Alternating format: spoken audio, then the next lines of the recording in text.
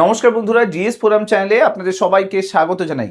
Vote পরবর্তী সময়ে পশ্চিমবঙ্গে সবথেকে বড় সমস্যা যেটা তৈরি হয়েছিল সেটা হচ্ছে এসআইআর ইস্যু।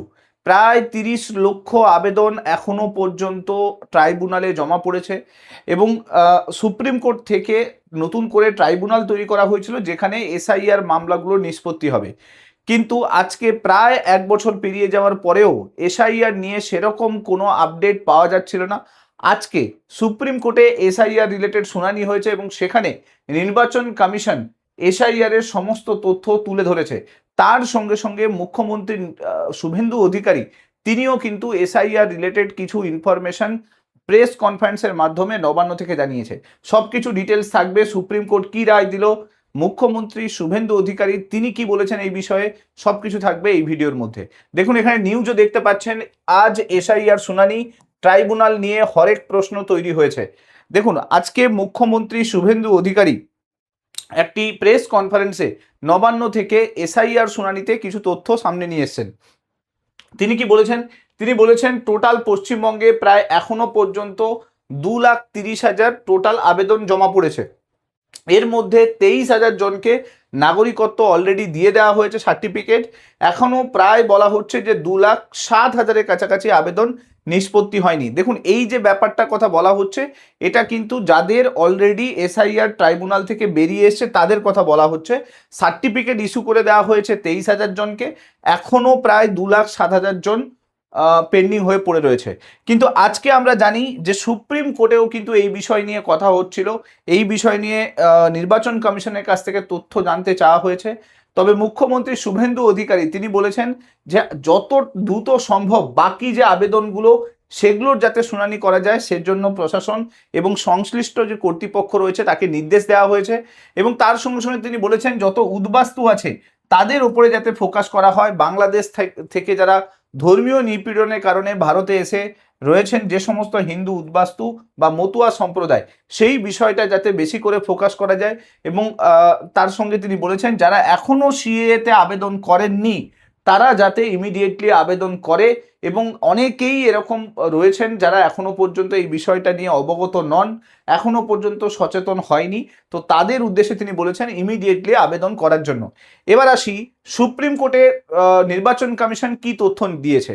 সুপ্রিম কোর্টে আজকে নির্বাচন কমিশনের তরফ থেকে একটি হলফনামা জমা করার কথা ছিল, কিন্তু সেই রকম বড় কিছু হলফনামা নির্বাচন কমিশনের তরফ থেকে জমা করা হয়নি। যেটা ট্রাইব্যুনালের পরিসংখ্যান বলছে যে মোট আবেদন প্রায় 28.27 লাখ টোটাল এসআইআর এ জমা পড়েছে আবেদন, এবং তার মধ্যে নিষ্পত্তি হয়ে গেছে প্রায় 7 লাখের কাছাকাছি নিষ্পত্তি হয়ে গেছে। মানে 27% এখনো পর্যন্ত যে আবেদন সেই আবেদন নিষ্পত্তি হয়েছে। মানে ধরে চলুন এখনো পর্যন্ত প্রায় ধরে চলতে গেলে 70%-এর কাছাকাছি নিষ্পত্তি হয়নি। এত দিন হয়ে গেল তাও ট্রাইব্যুনাল এখনো পর্যন্ত নিষ্পত্তি করে উঠতে পারেনি। এবং সব থেকে বড় ব্যাপার, সুপ্রিম কোর্টে এই বিষয়টা নিয়েও কথা হয় যে যাদের নাম এসআইআর লিস্টে রয়েছে তাদের তো রাজ্য সরকারের তরফ থেকে যে সুবিধেগুলো থাকে সেই সুবিধেগুলো পাওয়া যাচ্ছে না। তাহলে সেক্ষেত্রে তাদের সঙ্গে কি করে, তাদের সঙ্গে তো অন্যায় করা হচ্ছে।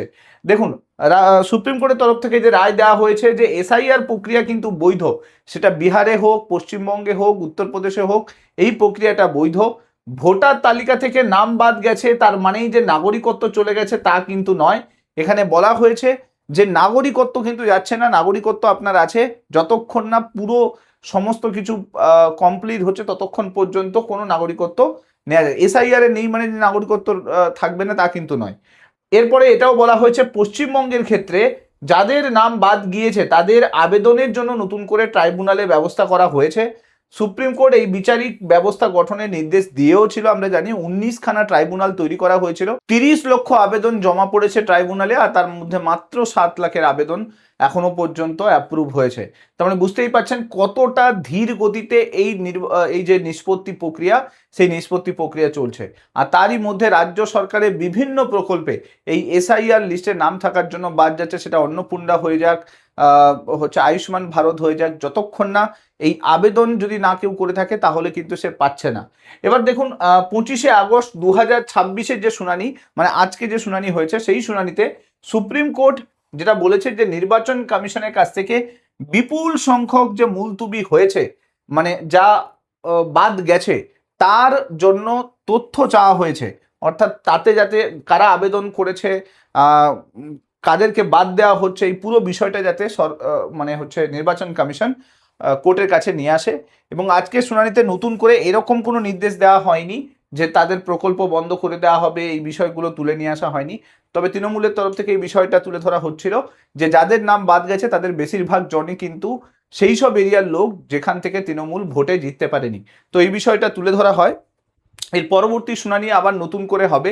এখনো পর্যন্ত সঠিক কোনো সমাধান বেরোয়নি। রাজ্য সরকার সমস্ত প্রকল্প এখনো পর্যন্ত চালু রেখেছে যাদের নাম এসআইআর লিস্টে রয়েছে এবং আবেদন করেছে। এসআইআরে যদি সিএতে কেউ আবেদন করে থাকে তাহলে তাদের কিন্তু প্রকল্প বন্ধ হচ্ছে না। আদারওয়াইজ যারা সিএতে অ্যাপ্লাই করছে না তাদের রেশন বন্ধ করে দেওয়া হয়েছে, অন্নপূর্ণা ভাণ্ডার, আয়ুষ্মান ভারত এবং সবকিছু সমস্ত সুযোগ সুবিধে কিন্তু এই মুহূর্তে বন্ধ আছে। তো যাদেরই নাম আপনাদের এসআইআর লিস্টে রয়েছে অবশ্যই সিএতে আবেদন করুন। এখন এই পুরো প্রসেস শেষ হতে অনেক সময় লেগে যাবে। এখন দেখার বিষয় নতুন করে সুপ্রিম কোর্ট এই বিষয়ে কি রায় দেয়, নতুন করে সিটিজেনশিপ বা নাগরিকত্ব নিয়ে নতুন কি রায় আসে, সবকিছু যা কিছু আপডেট আসবে আমি চেষ্টা করব ভিডিওর মাধ্যমে নিয়ে আসার জন্য। ভিডিওগুলো ভালো লাগলে অবশ্যই লাইক করে দেবেন, চ্যানেলটাতে নতুন হয়ে থাকলে সাবস্ক্রাইব করে দেবেন এবং অবশ্যই ভিডিওগুলোকে শেয়ার করতে ভুলবেন না। Thank you so much. Next ভিডিওতে আপনার সঙ্গে আবার দেখা হচ্ছে। Till then bye by.